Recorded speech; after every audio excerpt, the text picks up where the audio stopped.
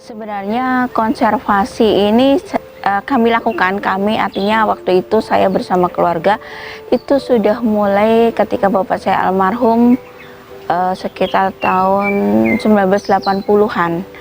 Jadi waktu itu saya masih kelas 3 SD, orang tua saya sering mengajak ke hutan untuk membawa biji-bijian. Waktu itu bukan bibit, jadi biji-bijian kemudian dimasukkan ransel, kita bawa ke tapel, kita tanam, menyebar bibit, menyebar biji dengan cara melempar sejauh-jauhnya ke tapel itu ke jurang-jurang yang jauh, hingga dengan harapan nanti pas musim penghujan itu bisa tumbuh seperti itu. Dan itu kita lakukan setiap 2 bulan sekali. Lokasinya waktu itu seluruh lereng Wilis, jadi mulai tahun 80-an. Kemudian ayah juga seorang aktivis lingkungan pada zamannya. Konservasi yang kita lakukan banyak hal, selain menanam atau memperbanyak populasi pohon yang di lahan-lahan kritis yang ada di hutan, kita juga ada kegiatan termasuk di situ penyelamatan sumber. Jadi sumber air yang volumenya atau debitnya sudah mulai mengecil atau menipis, itu kita lakukan penanaman di sekitar sumber tersebut dengan harapan kalau banyak pohon di sekitar itu otomatis debit air akan menambah debit air, karena fungsi pohon sendiri mengikat air dan membuat sumber air itu menjadi lebih besar. Kemudian selain itu aktivitas yang lain adalah clean up sungai. Kita ketahui bersama orang-orang kita ini sangat luar biasa cuek bebeknya, membuang sampah ke sungai seenaknya. Oleh karena itu, selain edukasi yang kita lakukan, kita juga bekerja sama dengan berbagai pihak, termasuk komunitas maupun pemerintah. Ayo bareng-bareng kita bersihkan sungai, karena sungai adalah sumber kehidupan kita juga. Banyak manfaat yang sebenarnya kita bergantung pada sungai, termasuk air minum untuk wilayah perkotaan. Kemudian kehidupan kita sehari-hari mencuci, memasak, menggunakan PDAM. PDAM sumbernya juga dari sungai, seperti itu. Berusaha untuk memperbaiki kondisi sumber selain menjaganya. Jadi yang kita sudah tanamin, kita sudah openi, kita berusaha untuk uri-uri agar sumber itu tidak mati. Kita juga bisa lepaskan ikan di situ agar semua masyarakat juga menjaga. Kalau di situ ada ikannya, otomatis masyarakat enggan untuk merusak, karena mereka juga akan bergantung kepada ikan itu untuk dipakai mancing, kemudian bisa untuk hiburan, untuk wisata, kemudian juga bisa untuk menambah mereka oleh-oleh di rumah habis mancing, dimasak, digoreng untuk istri dan anak-anaknya, itu akan senang sekali seperti itu. Menjaga habitat ikan yang ada di sungai termasuk juga konservasi. Bersih-bersih sungai dari sampah termasuk konservasi. Kemudian menjaga sumber air, kemudian juga menjaga hutan. Saya kebetulan di beberapa tempat ada mitra, ada komunitas, teman dari kota, berbagai kota yang ada di Indonesia, ada di Sumatera, ada di Jawa Timur sendiri, Jember, Lamongan, Lumajang, Banyuwangi. Itu kita sering ada komunikasi. Jadi sering saya juga diajak untuk ke sana. Ayo bantu, ini ada sumber gini, ayo saya ke sana. Jadi seperti itu ya, sering gitu. Ada sebuah sinergisitas antar komunitas ini sebenarnya kalau dibangun sangat luar biasa. Kalau kita ikatannya jadi bagus, jadi indah, jadi saling membantu, insya Allah luar biasa. Saya waktu diundang teman ke Banyuwangi, saya bawa bibit dari rumah, bibit terang besi. Saya naik bis, naik kereta bawa bibit terang besi itu sudah tinggi-tinggi. Sampai sana ada sebuah sumber yang memang perlu diselamatkan. Sebenarnya sumbernya bagus, luas, airnya dulu banyak, akan tetapi terakhir-terakhir sudah mulai berkurang dan hampir mati. Ayo bareng-bareng kita garap bersama, kita selamatkan bersama. Siapa tahu nanti memang bisa menyelamatkan desa tersebut dari kekeringan. Itu yang tujuannya. Dan ini bersinergi dengan perhutani yang ada di sana. Alhamdulillah welcome banget. Bahkan kita diajak berkunjung ke hutan-hutan mereka. Luar biasa sebenarnya, Banyuwangi juga masih hutannya masih banyak. Dulu saya berawal dari pengabdi lingkungan Jawa Timur. Kemudian saya ikut FKH Forum Komunitas Hijau. Ada juga di komunitas lingkungan. Banyak komunitasnya itu yang di wilayah Kediri. Tapi secara pribadi teman-teman mengenal saya sebagai pegiat lingkungan. Teman-teman di luar daerah maupun luar pulau itu seperti itu. Di Sumatera juga kami pernah diundang di Medan, kemudian di Asahan, di Tanjung Balai. Kita di sana ngerjain sampah. Di sana waktu itu belum pernah sama sekali ada clean up.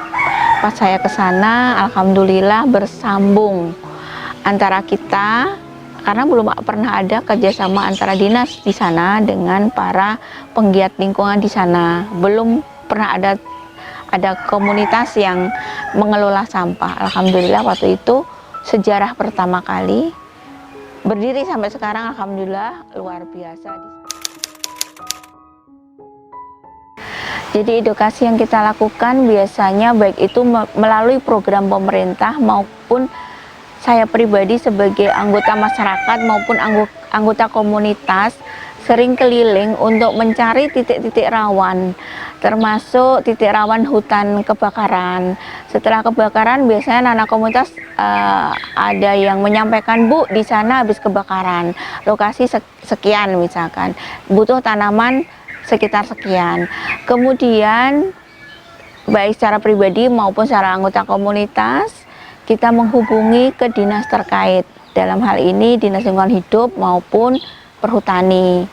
Seandainya kita menanam di sana, di daerah sana yang habis kebakaran, itu tanaman yang cocok untuk di sana apa. Kemudian nanti dari Perhutani memberikan pengarahan, kita izin ke Perhutani memberikan arahan bahwa bibit yang bagus untuk di sana itu misalkan terem besi. Kita upayakan pohon terem besi itu, kemudian kita kumpulkan aliansi seluruh komunitas maupun kita mengajak juga dinas-dinas terkait. Berangkatlah ke sana bareng-bareng untuk menanam. Edukasinya terhadap masyarakat juga ada di situ ketika kita ngumpulkan semua pihak. Biasanya yang tergabung juga ada Polsek, ada TNI, Polri juga yang ikut tergabung. Misalnya kalau kita menanam banyak sekali yang mau ikut andil di dalamnya. Di saat itulah kita sekaligus mengadukan edukasi dan sosialisasi ke masyarakat tentang pentingnya hutan. Selain itu biasanya sebelum itu kita sudah mendekati daerah setempat, mengadakan dialog dengan kepala desa ataupun tokoh-tokoh masyarakat yang ada di situ. Bagaimana kalau kita mengadakan kegiatan ini, karena sumber air jenengan sudah menipis, ayo kita naik ke hutan untuk bercocok tanam agar tahun-tahun berikutnya kebutuhan air di desa panjenengan semua bisa tercukupi, seperti itu. Banyak sekali kalau kita sudah membuat sebuah event, alhamdulillah dipercaya, banyak sekali yang datang. Apa yang bisa saya bantu, Bu? Saya siapkan ya nasi bungkus, saya siapkan air. Sebenarnya masyarakat kita tuh enak sekali. Tinggal bagaimana kita bisa menggerakkan, bagaimana kita bisa memberikan sebuah harapan buat mereka bahwa ini kerja benar-benar, nanti hasilnya kembali ke panjenengan semua. Jadi kalau masyarakat kita kasih contoh seperti itu, insya Allah mereka juga gampang sekali diajak kerjasama. Jadi kenapa kita harus koordinasi dengan perhutani? Karena perhutanilah yang mempunyai wilayah. Jadi perhutani itu punya petakan-petakan dan luasan-luasan yang memang itu sudah diprogramkan, dikategorikan. Misalkan lahan A, wilayah sekian kilometer itu harus ditanami tanaman yang homogen. Jenisnya misalkan semua harus mahoni, nggak bisa campur pinus. Ada yang tanaman heterogen. Kemudian ada tanaman itu yang khusus buah-buahan atau boleh dicampur antara mahoni dengan mangga atau apa. Itu yang berwenang untuk menentukan itu memang perhutani. Kalau kita ke hutan kemudian kita bawa sembarang tanaman, tidak bisa seperti itu, nggih.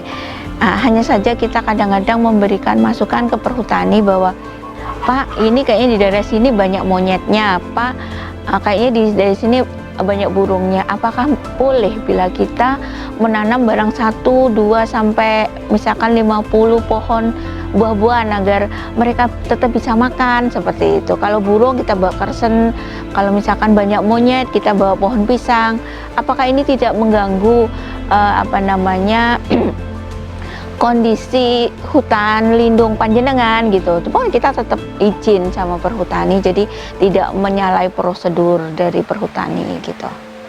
Banyak sekali sebenarnya. Ini yang sangat memprihatinkan itu sampah.